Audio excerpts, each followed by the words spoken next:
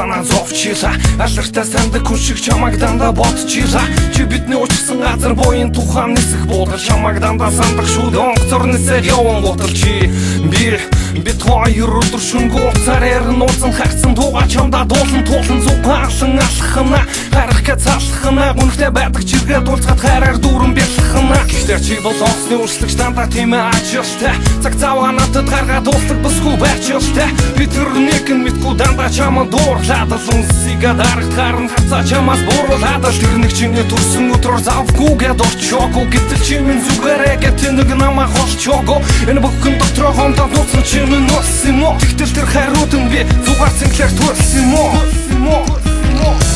Хайр тутасууч чамайгаа би хураагүй